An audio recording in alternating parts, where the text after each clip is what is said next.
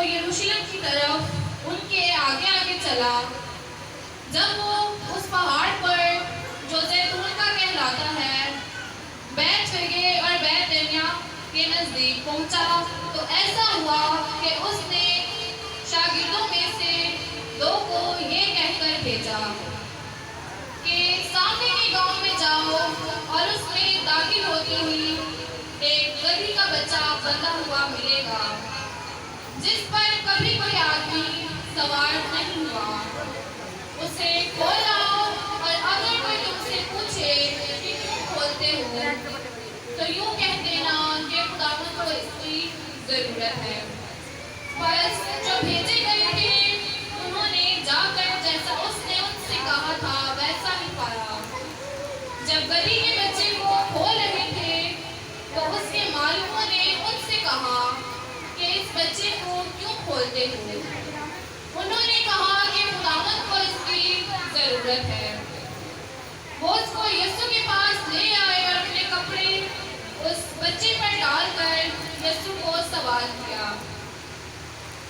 جب جا رہا تھا تو وہ اپنے کپڑے راہ میں بچھاتے جاتے تھے، اور جب وہ شہر کے نزدیک زیتون کے پہاڑ کے اتار پر پہنچا تو شاگردوں کی ساری جماعت ان سب معجزوں کے سبب سے جو انہوں نے دیکھے تھے خوش ہو کر بلند آواز سے خدا کی حمد کرنے لگی۔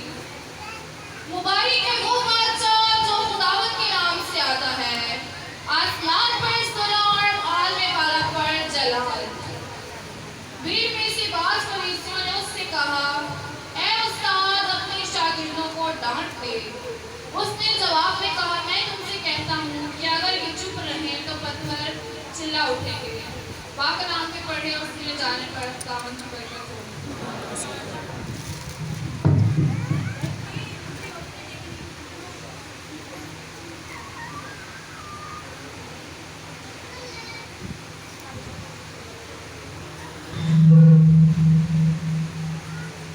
جلالی اور پروفیسر نام میں آپ سب کی سلامتی ہو۔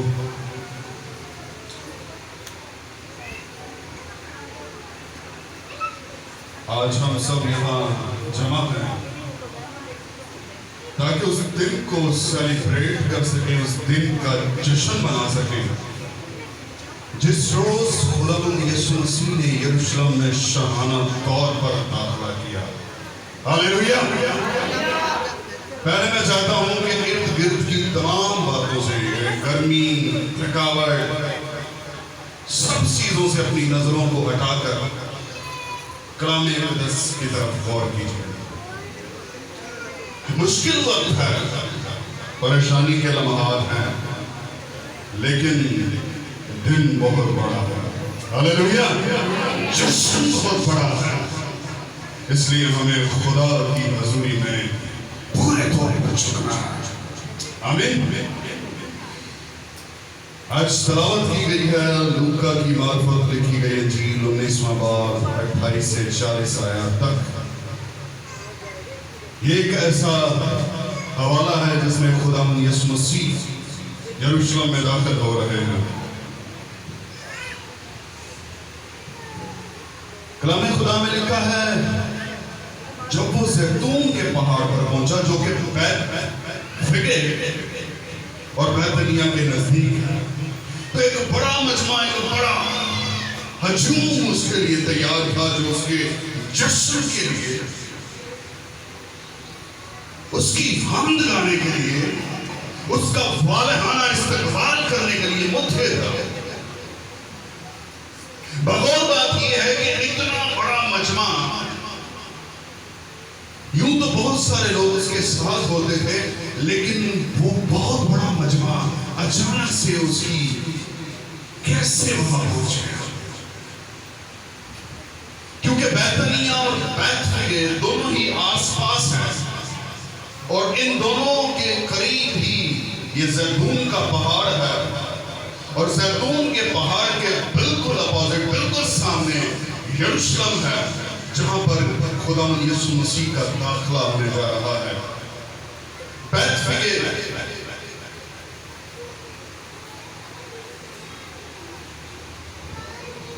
یہ انجیر کا گھر کہلاتا ہے۔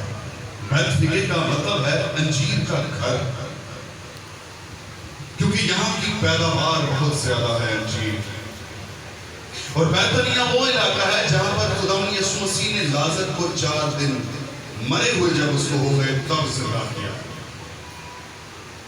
اور کلام خدا کی اگر آپ تمام انجیل لوگوں کو پڑھیں تو بعض لوگ صرف اس لیے جمع ہوئے تھے کہ اس لازر کو دیکھے جڑا چوتھے دن زندہ ہوا۔ وجوہات ہیں، خداوند یسوع مسیح کا ہر قدم، ہر ایک اقتدام خاص مقصد کے لیے ہے۔ اس نے یہ معجزہ بہت ہی قریب جا کر، جب خداوند یسوع مسیح کا یہ استقبال ہونے جا رہا تھا، بہت قریب جا کے بہت نزدیک دنوں کے، تاکہ ایک بڑا مجمع اس وقت وہاں موجود ہو۔ یہ تمام باتیں ایک تسلسل کرتی ہیں۔ آج ہم صبح خداوند کے بندہ خادم سے کلام سن رہے تھے تو انہوں نے کہا کہ واقعی خداوند یسوع مسیح کی زندگی کے تمام ایام میں کوئی نہ کوئی پیشن گوئی موجود ہے۔ کوئی بھی بات یوں ہی وجود میں نہیں آ گئی، بلکہ ہر ایک چیز کا پہلے سے درج کرنا ہے۔ کیسے استقبال ہوگا، کیسے ہی وہ داخل ہوگا اور کس دروازے سے داخل ہوگا، یہ تک لکھا ہے۔ بادشاہ آتا ہے، وہ گدھی پر، بلکہ گدھے کی بچے پر دو باتوں پر، صرف 2 باتوں پر آپ سے بات کروں گا، اور وہ 2 آیات ہیں۔ پہلی ہے خداوند کو اس کی ضرورت ہے، اور دوسری آیت ہے اگر یہ چپ ہو گئے تو پتھر چلا اٹھے۔ ہاللیلویا۔ کلام خدا میں لکھا ہے خداوند یسوع مسیح نے اپنے 2 شاگردوں کو بھیجا کہ سامنے والے گاؤں میں بیت فگے میں جاؤ، وہاں پر تم ایک گدھی اور گدھی کا بچہ بندھا ہوا پاؤ گے، اور اس کو کھول کے میرے لیے لے آؤ، اور اگر تمہیں کوئی روکے ٹوکے تو ان سے کہہ دینا خداوند کو اس کی ضرورت ہے۔ کیا کہا؟ خداوند کو اس کی ضرورت ہے۔ تجربہ کر کے دیکھیے گا، کسے دیکھ کر ہو کوئی جانور کھول کے لے آؤ، اور اگر تو اللہ کے بھائی کدھر، تو اس کو کہہ کے دیکھنا خداوند کو اس کی ضرورت ہے۔ وہ کہے گا خداوند اپنا لے آیا میرا ہے۔ وہ کیا کہے گا؟ کیا وہ فوراً ایگری ہو جائے گا کہ لے جاؤ؟ جس کی چیز ہے وہ کیوں کسی کو دے گا؟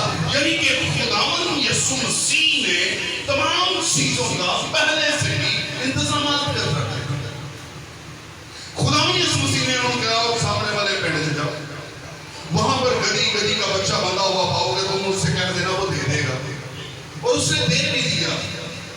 اکثر میں سوچتا ہوں جب ہم کہتے ہیں خداوند کو اس کی ضرورت ہے، یعنی کہ خداوند نے اس کو چن لیا ہے، خداوند نے اس کو اپنے لیے مخصوص کر دیا ہے تاکہ استعمال کرے، تو ساڑھے سے بلا وجہ بھول جائے، ہماری عقل بلا وجہ کی بن جاتی ہے۔ میں دنیا میں بکھرا ہوں، میں سب سے اہم ہوں، میری تعلیم، میری حکمت، میری دانائی، میرا قد و قامت، یہ وجہ ہے خدا نے مجھے کہا ہے مجھے تیری ضرورت ہے۔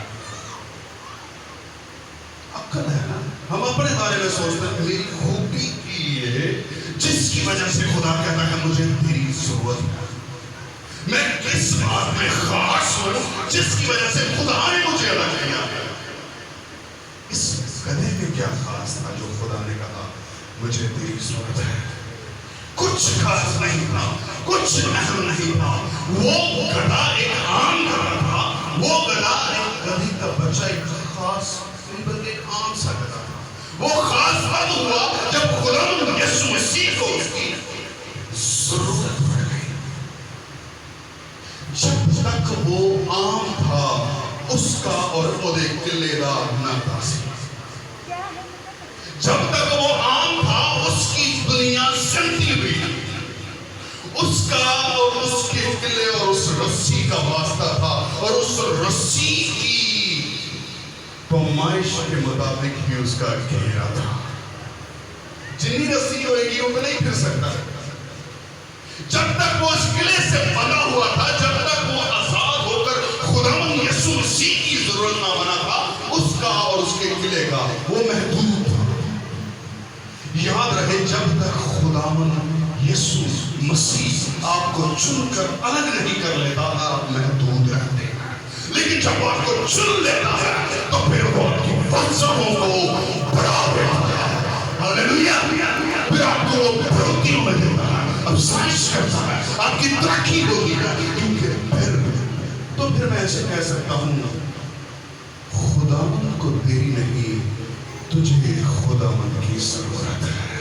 ہاللیلویا خداوند کو گدھے کی بچے کی نہیں گدھے کے بچے کو خداوند کی ضرورت ہے اس کی وسعتیں بڑھانے کی خداوند کی ضرورت ہے اس کی ترقی کے لیے ایک گدھا اسی گندگی میں بیٹھتا ہے لیکن جب خداوند یسوع مسیح نے اس کو چن لیا جب خداوند یسوع مسیح نے اس کو اپنے لیے منتخب کر دیا تو کلام خدا میں لکھا ہے اس کے راستہ میں کپڑے بچھائے گئے اس کے راستہ میں وہ کپڑے بچھائے گئے جو لوگوں کے کندھوں اور سروں پر ہوتے اس کے راستہ میں وہ کندھے پہ دوپٹہ وہ کپڑا رکھتے ہیں اور عورتوں کے سروں پہ دوپٹہ ہوتا ہے یہ عزت کا مقام ہے دونوں ہی لیکن جب وہ گدھا جس پر خداوند یسوع مسیح بیٹھا ہوا تھا وہ آ گیا تو اس کی راہ میں انہی کپڑوں کو بچھا دیا گیا ہاللیلویا تو یعنی کہ یہ ہوا کہ جب آپ خداوند میں آ جاتے ہیں تو آپ کی عزتیں بڑھ جاتی ہیں جب آپ خداوند یسوع مسیح میں آ جاتے ہیں تو آپ کی گندگیاں دھل جاتی ہیں خداوند کو اس کی ضرورت ہے آپ کی قابلیت کی وجہ سے خداوند کو آپ کی ضرورت نہیں ہے جب خدا نے موسیٰ کو چنا تو موسیٰ کیا تھا جب خدا نے یشوع کو چنا تو یشوع کیا تھا قابلیت کے سبب سے یہ چنے گئے ہیں کیا ان کی حکمت اور بھلائی کے سبب سے یہ چنے گئے ہیں کیا یہ اپنی قوت کے سبب سے چنے گئے ہیں جب خدا نے داؤد کو چنا تو داؤد جس کو اس کے اپنوں نے رد کر دیا کہ حقیر ہے اس کو خدا نے چن لیا تھا ہاللیلویا خدا نے کہا مجھے داؤد کی ضرورت ہے مجھے داؤد کی ضرورت ہے تو اب انتخاب دکھاتا ہے تو بڑے بیٹوں کو دکھاتا ہے لیکن یہ تیری نظر میں آنا ہے مجھے داؤد کی ضرورت ہے ہاللیلویا مجھے تیری ضرورت ہے جب وہ آپ کو اپنی ضرورت بناتا ہے تو وہ اپنی ضرورت نہیں آپ کی ضرورتوں کو پورا کرنے جا رہا ہوتا ہے ہاللیلویا آپ کی ضرورتوں کو پوری کرنے جا رہا ہوتا ہے وہ جو حکیم چھوٹا بچہ داؤد تھا اس کو جب چنا تو بادشاہ بنا دیا ہاللیلویا ہاللیلویا اور موسیٰ کی بات کریں تو وہ کہتا ہے میں بولنے میں ٹھیک رہی ہوں میری زبان ٹھیک رہی ہے تو اس کا مطلب ہے وہ بات چیت کرنے میں شرماتا ہوگا جب خدا اسے اپنے لیے منتخب کر رہا ہے تو وہ پہلی گالی ہے میں تو ٹھیک بول بھی نہیں سکتا اس کا مطلب ہے وہ گفتگو کرنے میں شرماتا ہوگا کیونکہ وہ ٹھیک سے بول نہیں پاتا لیکن جب خدا نے اس کو چن لیا تو لاکھوں کی ہاللیلویا لاکھوں کی جماعت کے کام موسیٰ کی طرف لگے ہوئے ہیں کہ یہ کیا کہتا ہے کیونکہ جو یہ کہتا ہے وہ خدا کی طرف سے کہتا ہے ہاللیلویا تو خدا کی آج کی جو پہلی آیت میں آپ سے بات کرنا چاہتا ہوں مجھے تیری ضرورت ہے مجھے تیری ضرورت ہے خدا کی ضرورت بن جائے آپ کی کایا پلٹ جائے گی ہاللیلویا خدا کی ضرورت بن جائے آپ کے آکار بدل جائیں گے خدا کی ضرورت بن جائے آپ کا معیار بدل جائے گا خدا کی ضرورت بن جائے آپ کا وقار بنا جائے گا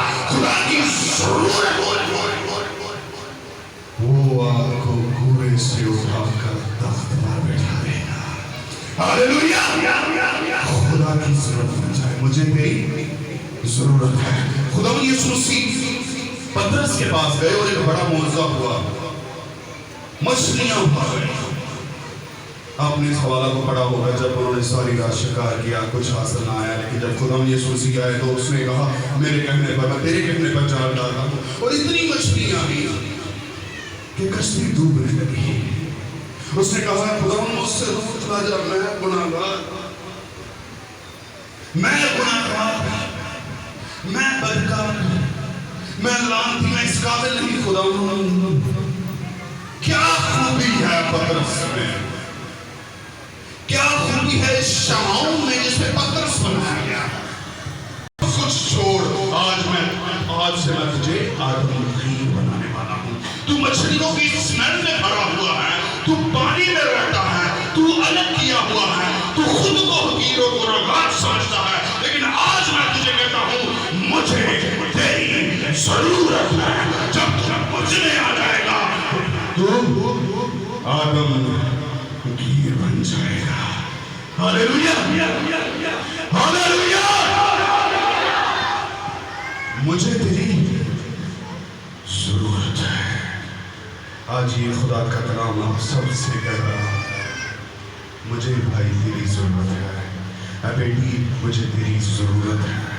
और इसलिए नहीं कि तू बहुत आला और उत्तम है, इसलिए कि तू हकीम है, क्योंकि जिसको वो छू लेता है वो मट्टी को कुंदन कर देता है। हालेलुया। वो है जो मट्टी को कुंदन कर देता है। मुझे तेरी जरूरत है। अच्छा, अगली आयत पर चलते हैं, जो मैं दूसरी हिस्से को जोड़ना चाहता हूँ, मैं नहीं तब्दील करना चाहता। अगर ये चुप हो गए, खुदा यीशु मसीह जब यरूशलेम में दाखिल हो रहे थे तो लिखा है उन मौजज़ात के सबब से जो उसने किए थे, लोग इस्तकबाल में होशाना के नारे लगे,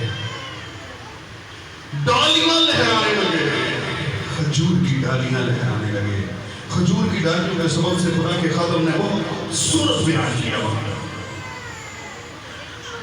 याद रहे, ये खजूर की डालियां लहराना ईद ख़याम में होता था। ईद ख़याम पहले फलों की ईद, वो ईद जिसमें हम इस बात का इकरार करते थे कि हमारे पहले फलों का सारा इकरार हमारे खुदा को जाता है। इसलिए वो दरख्तों की डालियां, खजूरों की डालियां लहराते थे और ईद ख़याम मनाते थे। लेकिन जब खुदावंद यीशु मसीह यरूशलेम में दाखिल हुए हैं तो ईद ख़याम नहीं, ईद फतीर, ईद फसह, पासोवर, वो दिन जिस दिन मरी मौत ने उनको छोड़कर दूसरों को मारती चलेगी, वो दिन है। तो खजूर की डालियां लहराना कोई आम बात नहीं, स्पेशली यीशु मसीह के लिए है। वो ईद की वजह से नहीं है कि पहले फलों की ईद है इसलिए लहराया जा रहा है, बल्कि वो इसलिए है कि उन्होंने पहला फल हसे मान लिया है। हालेलुया। इसलिए है कि उन्होंने इसको निजात का आगाज मान लिया। ये इसलिए है कि उन्होंने मान लिया है कि हमारी खुशकिस्मती जाती रही, हमारी सारी लानतें जाती रही, सरफराजियां आ गई हैं, सरसब्जा आ गया है। सरसब्जा जिस्मानी तौर पर अगर देखा जाए नहीं आया, उन्होंने रूहानी तौर पर महसूस किया, क्योंकि ईद ख़याम नहीं है, ईद फसह है। बड़ी ही टेक्निकल बात है। खैर, मैं उसी बात की तरफ चला। और जब उन्होंने खास शोर नारे बुलंद हो रहे थे तो फकीह फरीसी जब उनमें शामिल हुए, उन्होंने कहा उस्ताद जनाब चुप करो, ऐसी रोला पाया। जब होशाना के नारे लगते हैं, जब हम्द के नारे लगते हैं, तो मुखालिफिन कहते हैं रोला, ऐसी रोला, चुप हो जाओ, خاموشی سے رہو. جب نعرے لگتے ہیں جب تمجید ہوتی ہے, جب واضح اس کا استقبال ہوتا ہے تو مخالفین کہتے ہیں چپ رہو. لیکن خدا یسوع مسیح کہتے ہیں اگر یہ چپ ہو گئے تو پتھر چلا اٹھیں گے. ہاللیلویا. اگر یہ چپ ہو گئے تو پتھر چلا اٹھیں گے. جن سے میں نے کہا ہے مجھے تیری ضرورت ہے, اگر یہ نہ آئے تو میرا کام نہیں اٹھے گا. پتھر چلا اٹھیں گے. جو تو نہیں کرے گا وہ کوئی اور کرے گا. ہاللیلویا. اس کی مثال موجود ہے. یونان نبی سے خدا نے کہا کہ تو میرے کام کے لیے نینوا کو جان, لیکن وہ ترسیس کو بھاگا. خدا نے کہا مجھے تیری ضرورت ہے, اس نے دوسری طرف منہ کر دیا. ہم میں سے بھی ایسا ہوتا ہے. مجھے خدا کہتا ہے مجھے تیری ضرورت ہے, میں دوسری طرف منہ کرتا ہوں. وہ کہتا ہے نینوا کو جا, میں ترسیس کو جاتا ہوں. لیکن جب میں نہیں کرتا تو بے زبان کرتا ہے. ہاللیلویا. جب میں نہیں کرتا تو بے جان کر سکتا ہے. خدا کے کلام میں لکھا ہے اسے سمندر میں پھینکا گیا. جو بات یونان کی سمجھ میں نہیں آئی, اگر یہ چپ رہے تو کون چلا اٹھائیں گے؟ پتھر چلا اٹھیں گے. اگر یہ نہیں کرے گا تو مچھلی کوئی کام کرے گی. اگر تو خود نینوا کو نہیں جائے گا تو میری مچھلی تجھے نینوا کو لے کر جائے گی. ہاللیلویا. اگر یہ چپ رہے تو ہٹ سکتا ہے اپنی بات سے اور خدا کے کلام سے اور خدا کی مرضی سے, لیکن اس کا مطلب یہ نہیں کہ خدا کی مرضی اور خدا کا کلام پورا نہیں ہوگا. کیونکہ کلام خدا میں لکھا ہے کہ وہ ابراہیم کے لیے کس سے اولاد پیدا کر سکتا ہے؟ پتھروں سے بھی اولاد پیدا کر سکتا ہے. اور تو اپنے آپ کو خاص مت سمجھ کہ تیرے سبب سے خدا کا جلال ظاہر ہو رہا ہے. تو ہٹ جا, خدا کا جلال خود ظاہر ہو رہا ہے, تیرے سبب سے نہیں. وہ کسی کو بھی استعمال کر کر اپنا جلال ظاہر کرے گا. یہ چپ ہو گئے تو پتھر چلا اٹھیں گے. ہاللیلویا. بعض اوقات عقل مندوں کو وہ شرمندہ کر دیتا ہے. بلعام کو خدا نے بارہا کہا کہ تجھے نہیں جانا اور نہ ہی تجھے جا کر خدا کے لوگوں کو لعنت کرنا ہے. یہ خدا بات اور کلام تھا جو اس نے اگنور کیا. جب وہ نہیں مانا تو خدا نے گدھی کی آنکھیں کھول دی. تب خدا نے گدھی کی زبان کھول دی. جو فرشتہ اس بلعام کو نہیں دکھتا وہ فرشتہ گدھی کو دکھتا ہے. جو زبان گدھی کے پاس نہیں, وہ بھی گدھی تھی, یہ بھی گدھی ہے. جب خدا اپنا جلال ظاہر کرتا ہے تو گدھی کی آنکھیں کھل جاتی ہیں. جب خدا اپنا جلال ظاہر کرتا ہے تو گدھی کی زبان کھل جاتی ہے. جب خدا کہتا ہے اگر یہ چپ رہے تو پتھر چلا اٹھیں گے. اگر بلعام تو میری بات کو نہیں سنتا اور میری بات کو نہیں غور بھی ضرور برا ہوگا. تو آج کے لیے ہمارا کیا ہے؟ پہلی بات جو آیتیں میں نے آپ سے بیان کی,